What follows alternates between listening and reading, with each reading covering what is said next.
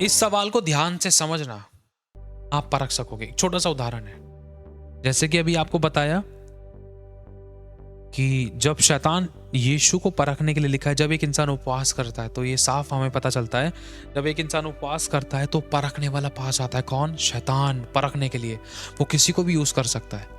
हम ये ना समझे कि यार ये मनुष्य की वजह से मैं गिर गया। कई बार हमारे द्वारा भी शैतान ने काम किया कि हमारे द्वारा कोई व्यक्ति परेशान हुआ, उसका उपवास खराब हो गया, हमारे द्वारा कोई कुड़कुड़ाया, इसलिए हम कभी किसी मनुष्य पे दोष ना लगाएं। लेकिन ये हमारी आत्मिकता को हमें देखना है कि हम कितना आत्मिक है कि हम परख लेते हैं। चाहे शैतान किसी के भी द्वारा, किसी व्यक्ति, वस्तु, प्राणी के द्वारा काम कराता, उस समय हमारा चुनाव क्या होगा, उस समय हमारे शब्द, व्यवहार, चरित्र और स्वभाव क्या होगा। तो लिखा है पास आकर उसे परखने लगा। परखने के लिए उसके पास आकर कहा, यदि तू परमेश्वर का पुत्र है तो कह दे कि ये पत्थर रोटियां बन जाएं, ये पत्थर रोटियां बन जाएं। मतलब शैतान नेगेटिव गाइडेंस दे रहा है वचन के द्वारा, वो भी। और तीसरी बात, वो चाहता है कि मेरी बात माने, जैसा मैं कह रहा हूं ये वैसा करे। जैसे ही यीशु अगर उसके कहे अनुसार करता ना, तो यीशु अपनी प्लानिंग पूरी फेल कर देता, खुद अपनी गलती के कारण, शैतान की बात को मानकर। यीशु चाहता तो कर सकता था, लेकिन शैतान ने यीशु के मन में क्या किया, डालने की कोशिश करी। यदि तू, उसके मन में शक डाला कि सच में तू परमेश्वर का पुत्र है।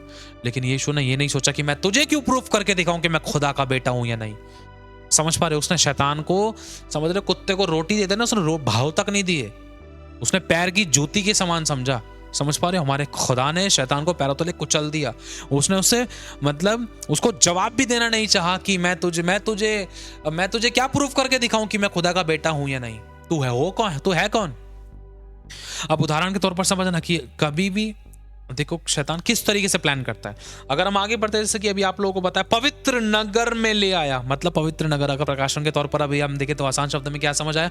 पवित्र नगर मतलब एक मनुष्य का एक शरीर, एक व्यक्ति का जीवन, पवित्र नगर जिसके अंदर खुदा की उपस्थिति रहती है, ये मंदिर। समझ पा रहे हो? कई बार शैतान एक व्यक्ति की जिंदगी में एंटर कर लेता था गलतियों के कारण, और मनुष्य खुद द्वार खोलता था उसके लिए। और अगर हम आगे पढ़ते, कंगूरे पर खड़ा कर दिया और उससे कहा कि परमेश्वर का पुत्र है तो अपने आप को यहां से नीचे गिरा दे, क्योंकि लिखा है। अब शैतान भी लिखाए वाला वर्ड यूज करके यीशु को यीशु के तरीके से गिराने की कोशिश कर रहा है, और वो भी गलत अगवाही कर रहा है कि तू अपने आप को यहां से नीचे गिरा दे, देख स्वर्गदूत तेरे को बचा लेंगे, छुड़ा लेंगे। शैतान मन में ये वाला वचन भी ला सकता है आपके, अरे नाशक वस्तु भी पी जाएगा तो भी कुछ हानि नहीं होगी, खा जा, चाहे पूजा पाठ का है, चाहे तंत्र मंत्र का है, अरे जहर भी है, खा जा, तेरा खुदा तेरे को बचाएगा। ये गलती कभी मत करना, जान पूछ कर की गई गलती के लिए फिर कोई और बलिदान बाकी नहीं है। दुष्ट को अवसर मत देना। खुदा ने तभी हमें बुद्धि और समझ दी है ताकि हर बात को हम परखें, जो सही है उसको करें, शैतान के भरमाने में ना आए। अभी छोटा सा उदाहरण है, इसको आप समझना। आप इसमें आप परख के देखना कि आप को क्या परमेश्वर की ओर से, क्या शैतान की ओर से। आपके सपने में एक दूत आता है, वो दूत आपसे कहता है, पहला दूत आता है आपके सपने में, वो कहता है सुन, आज विश्राम दिन है, संडे है, एक काम कर तू आज चर्च मत जा, और एक काम कर तू, अगर तू चर्च जाकर देखते रहता ना सारा लॉस हो सकता है। देख प्रभु तो मनों को जांचता है, तो एक काम कर, तू ऑनलाइन ही सुन ले, आज तो ऑनलाइन सुन ले, देख तेरे काम में बरकत आएगी। और चर्च मत जा, वहां पर 4-5-6 घंटे देने से बढ़िया तो एक काम कर, घर पे ही बैठ जा, 2 घंटे यहाँ दे ले, चल 4 घंटे यहाँ दे ले, चल 5 घंटे यहाँ दे ले, घर पे बैठे बैठे दे ले, कोई नहीं, खुदा तो मन को देख रहा है ना। वहां तो चर्च में तो 3 घंटे देता था, यहाँ तो 4 घंटे बैठ जा, क्यों खामा का आना जाना टाइम पैसा एनर्जी वेस्ट करे, इससे बढ़िया ही बैठ जा, ऑनलाइन देख ले, दुनिया देखती है ऑनलाइन। ये पहले दूत ने आपसे कहा। अब दूसरा भी दूत आता है आपके सपने में, वो क्या कहता है, सुन तू विश्राम दिन का पालन कर, सिर्फ इतना कहकर चला गया, तू विश्राम दिन का पालन कर, समय से भवन में पहुंचियो, इतना कहकर चला गया। अब इन दोनों दूतों के अंदर अगर आप परखो कौन सा दूत परमेश्वर की ओर से है, पहले वाला जिसने कहा था कि तू घर पे बैठ, आज विश्राम दिन का पालन ना कर, एक काम कर तू घर पे ही बैठ जा, विश्राम दिन का तू वहां चर्च में तो 2 घंटे बैठता है, यहाँ तो 4 घंटे बैठ जा, घर पे ही सुन ले ऑनलाइन। पहले वाला दूत सही है या दूसरे वाला? नहीं, तुझे चर्च में जाना है समय से। अब आप परख के देखो इस बात को, अब इसका सही आंसर आपको मालूम होगा। हालेलुया। इसीलिए परमेश्वर का आत्मा में समझाता है, बहुत से लोगों के आंसर पता है क्या हो सकते थे? दूसरे नंबर का या पहले नंबर का, इन दोनों में से कोई भी एक चुनना है आपको। बहुत से लोगों के आंसर इसमें पता है क्या हो सकते थे? पहले नंबर का, जो कह रहा है, अरे तो यहीं बैठ जा, कोई नहीं, इंपॉर्टेंट है, ऐसा है वैसा है, यहीं बैठ जा। समझ पा रहे हो? लेकिन ये बात परमेश्वर की ओर से नहीं है। परमेश्वर कभी अपने वचन के विरोध में जाकर अगुवाई नहीं करता। धन शैतान भी देता है, उसके अंदर दुख मिला हुआ देता है, जो कहीं ना कहीं बीमारी, कमी, घटी, परेशानी में लेकर जाता है। अभी हमें समझने की जरूरत है कि हमें कौन सा दूत अगवाही कर रहा है। हालेलुया। दुष्ट को पता है कि तेरी ब्लेसिंग कैसे आनी है, तू कैसे ब्लेस होगा, तो वो अपने पैतरे अपनाने की कोशिश कर रहा है कि तुझ तक वो ब्लेसिंग, छुटकारा, नजात, चंगाई, आशीष, गवाहियां तुझ तक पहुंचने ना दूं। तो बस एक ये छोटी सी गलती कर दे, बस फिर तो ब्लेसिंग उड़न छू है। अब सोच कर देखो कितने विश्वासी बरमा ली जाते थे, हालांकि जो जा सकते हैं, जो कर सकते हैं, अगर वो नहीं कर रहे, जो नहीं जा सकते, जो नहीं कर रहे, उनकी तो चलो बात अलग है। जो नहीं जा सकते थे बहुत दूर, 100 किलोमीटर, 500 किलोमीटर, कई किलोमीटर दूर है, जो ना उनके पास कन्वेंस था, आने जाने का कोई वो नहीं, घर की भी कंडीशन बहुत वो थी, वो नहीं जा पा रहे, उनकी सिचुएशन समझ में आती है। लेकिन वेरी इंपॉर्टेंट थिंग, जो कर सकते हैं, घर के पास में चर्च है, 30, 40, 50, 60, 70 किलोमीटर, 50, 60, 40, 50 किलोमीटर, फिर भी अगर नहीं जा रहे हैं और बिल्कुल फ्री है, कोई रोक टोक नहीं, कोई विरोध नहीं, कोई रुकावट नहीं, फिर भी नहीं जा रहे, तो सोच कर देखो कि क्या खुदा का काम कर रहे हैं या फिर शैतान का। हालेलुया। ये इसमें जो सही दूत है ना, वो दूसरे नंबर का है, जो कहता है कि विश्राम दिन का पालन कर। आगे लिखा, यदि तू परमेश्वर का पुत्र है तो कह दे कि ये पत्थर रोटियां बन जाए। शैतान आपके सामने कई बार ओवर स्पिरिचुअलिटी भी ला सकता था। ध्यान से सुनना, बहुतों के साथ ये बहुत कुछ हुआ होगा।